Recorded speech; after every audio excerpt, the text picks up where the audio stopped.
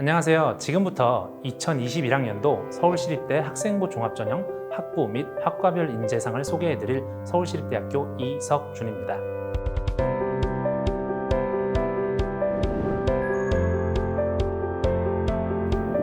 보통은 대학에서 학생부 종합전형을 운영할 때 학교별, 계열별 인재상을 운영하는 경우가 많이 있습니다. 서울시립대학교는 그보다 더 디테일한 모집 단위, 그러니까 학부, 학과별로 세분화된 인재상을 공지하고 있습니다. 여기서 인재상이란 학생부 종합전형에서 누가 더 상대적으로 해당 모집 단위에 적합한지를 나누는 가장 큰 기준이라고 말할 수 있습니다. 이번 수시 모집 요강 및 서울시립대 입학처 홈페이지에 나와 있는 인재상을 보시면 총 3개의 표현으로 나타나 있는 것을 보실 수 있는데요. 이는 각각 순서대로 학업 역량, 잠재 역량, 사회 역량이라는 서울시립대학교의 평가 기준을 반영하는 표현들입니다. 모집 단위의 명칭과 그 모집 단위별로 쓰여 있는 인재상이 왜 이렇게 쓰여 있을까라는 것에 대해 한번 고민해 보시면 이해를 돕는 것에 있어 큰 도움이 될 것이라 생각합니다. 가령 자연계열 학부 중에 가장 많은 인원을 선발하는 전자전기 컴퓨터공학부를 예로 들어보면 다른 학교에 있는 전자공학과와도 다르고 또 서울시립대학교에 있는 컴퓨터과학부와도 다른 특성을 가지고 있습니다. 그 특성이 무엇인지 한번 스스로 질문을 던지고 스스로 답변을 해보는 시간을 가져봤으면 좋겠다라는 건데요. 학업 역량은 왜 수학과 물리를 콕 집어서 언급했는지라는 물음이 있으실 경우 입학처 홈페이지의 전공 안내서 및 각각의 학부 및 학과 홈페이지의 학부과정 인사말, 학과 소개, 교육과정 등을 참고하여 탐색을 하시다 보면 힌트를 얻는 과정에서 자연스럽게 잠재 역량과 자기소개서 4번 등에도 녹여내질 수 있기 때문입니다.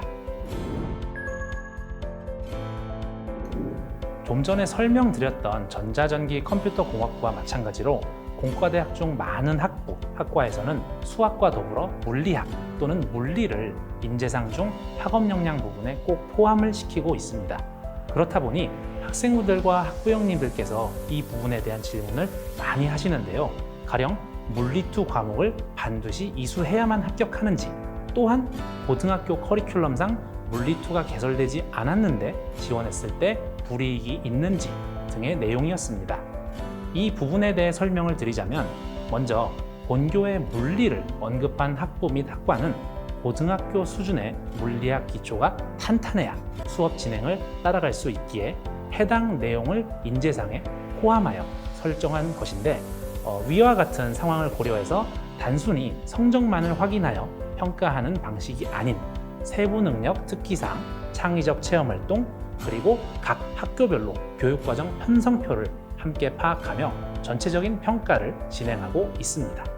따라서 학교에 물리2가 개설되었는데 듣지 않은 것인지 아니면 개설될 수 있는 환경이 아니기 때문에 물리1만 들었는지까지도 파악하여 평가에 반영하게 됩니다. 때문에 수험생 여러분들도 주어진 환경에서 충실하게 깊게 공부하려고 노력했음을 생기부와 자소서를 통해 읽어낼 수 있도록 하는 노력의 자세가 필요한 부분이라 말씀드리겠습니다. 모집 단위별 인재상에 쓰인 그 어떤 단어도 대충 쓰인 단어는 없습니다.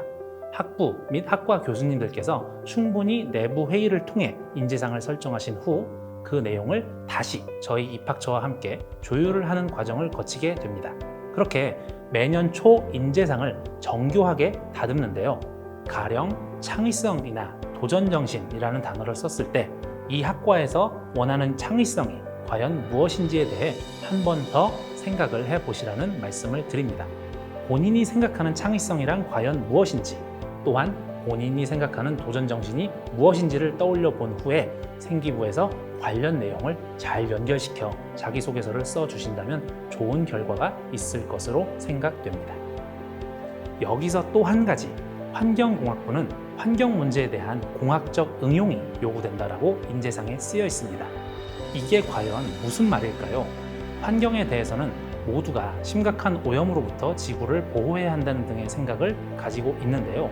그런데 이 문제에 대해서 환경공학부는 단순한 접근이 아닌 공학적으로 접근하는 것에 대한 중요성을 강조하고 있습니다. 결국 공학이 무엇이냐는 것을 이해해야 모집 단위별 인재상 역시 더 효과적으로 이해할 수 있게 되겠죠.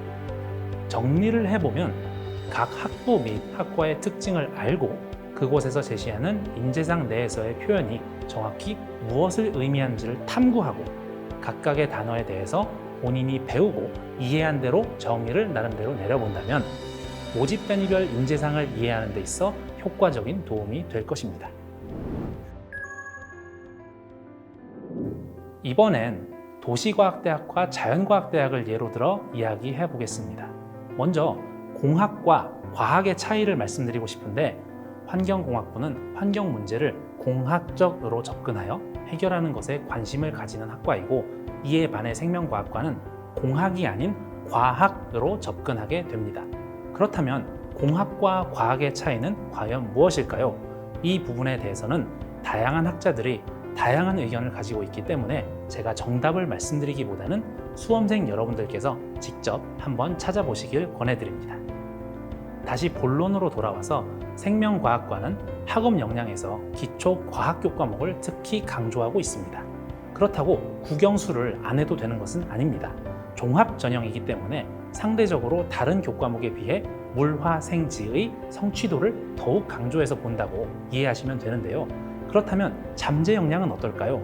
여기서 이제 공학과 과학의 차이가 다시 나오게 됩니다.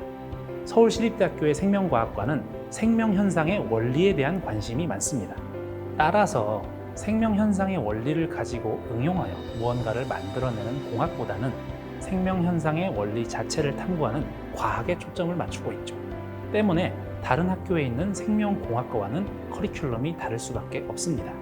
이러한 시각으로 사회 역량을 들여다보면 인재상에 성실하고 창의성이 있는 학생으로 명시되어 있는 것을 확인해 볼 수 있습니다. 이 부분을 생명과학과의 관점으로 바라보게 되면 왜 성실해야 할까요? 라는 의문을 갖게 되는데요. 원리 그 자체를 탐구하는 학문이다 보니 내용이 정말 어려워진다는 것을 느끼실 수 있을 겁니다. 이미 만들어진 원리를 가지고 응용하는 것도 쉽지 않겠지만 생명과학과에서는 그 원리가 왜 그런지를 탐구해야 하기 때문에 이러한 공부를 버텨낼 수 있는 성실성이 반드시 요구되는 부분입니다. 그렇다면 창의성은 어떨까요? 이것은 위의 잠재 역량에서의 과학적 소질과 연결될 수 있는데요. 한번 본인의 생활기록부를 천천히 읽어보시길 바랍니다.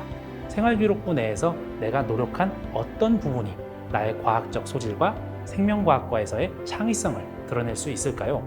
사람마다 노력한 부분이 모두 다르고 활동의 형태와 공부 방식 또한 전부 다르기 때문에 바로 이 부분이 생활기록부에 드러나 있고 이것을 자기소개서에서 효과적으로 제시해 줄 수 있으면 되는 것입니다. 네, 지금까지 서울시립대학교의 2021학년도 자연계열 학생부 종합전형 학부 및 학과별 인재상에 대해 말씀드렸습니다. 이제 서울시립대학교의 인재상이란 어떤 것이고 어떻게 인재상을 바로 보아야 하는지 알게 되셨나요? 수험생 여러분의 많은 관심과 지원 부탁드립니다. 감사합니다.